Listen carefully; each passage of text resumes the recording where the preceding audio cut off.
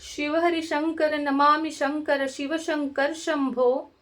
हे गिरिजापती भवानी शंकर शिवशंकर शंभो। श्री स्वामी समर्थ सगळ्यांना। कसे आहात तुम्ही सगळे? खूप दिवसांनी स्वामींची गाथा या आपल्या चॅनेलवर पुन्हा एकदा मी व्हिडिओला सुरुवात करत आहे। तर व्हिडिओला भरपूर प्रेम द्या आणि आवर्जून बघा। आपलंच चॅनेल आहे स्वामींची गाथा आणि स्वामी माझे सर्वस्व, यावर छोट्या मोठ्या सेवा सांगण्याचा माझा प्रयत्न राहणार आहे।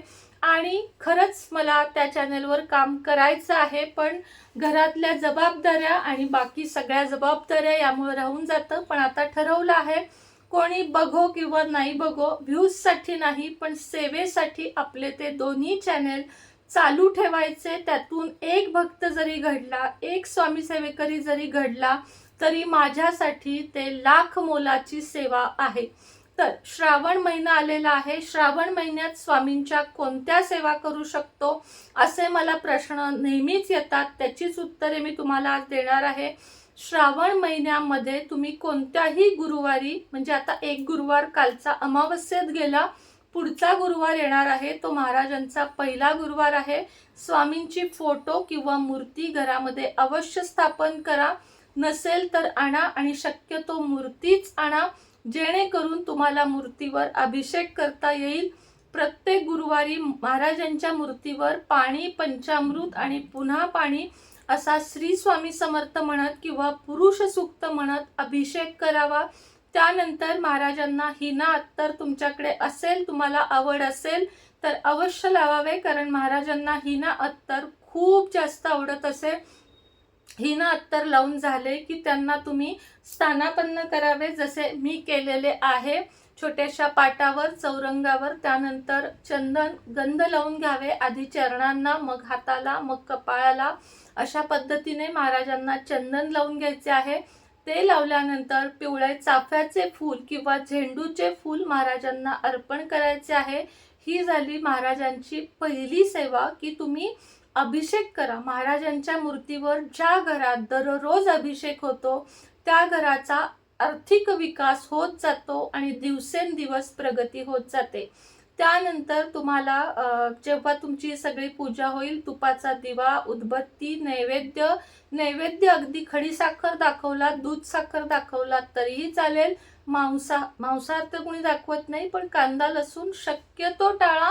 पण तुमच्याकडे पद्धत असेल कांदा लसणाच्या भाज्यांचा नैवेद्य दाखवण्याची तर तेही करा, आमच्याकडे ती पद्धत नाहीये। त्यानंतर तुम्हाला एक माळ, फक्त एका माळेने सुरुवात करा। हळूहळू एका माळेच्या 11 माळी कधी होतील तुम्हाला खरंच कळणार नाही।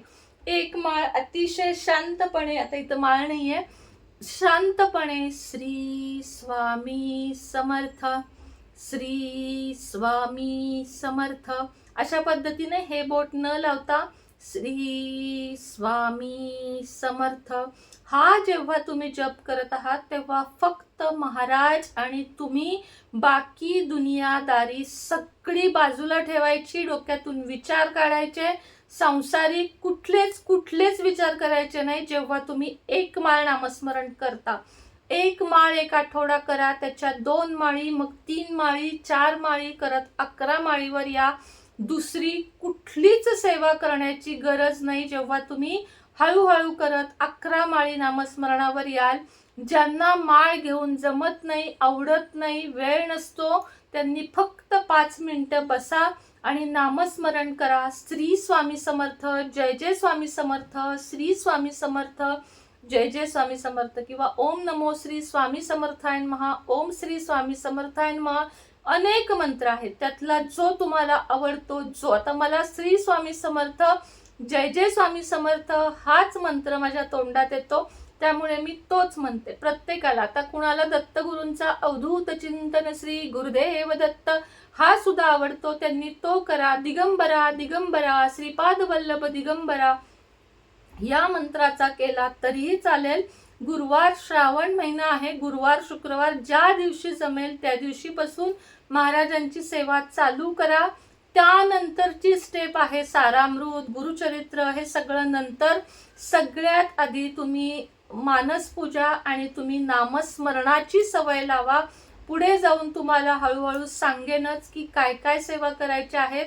तर चला, आजच्या व्हिडिओमध्ये इतकीच माहिती होती. असेच नवनवीन व्हिडिओ बघण्यासाठी चॅनलला सबस्क्राईब करा, लाईक करा, शेअर करा. श्री स्वामी समर्थ.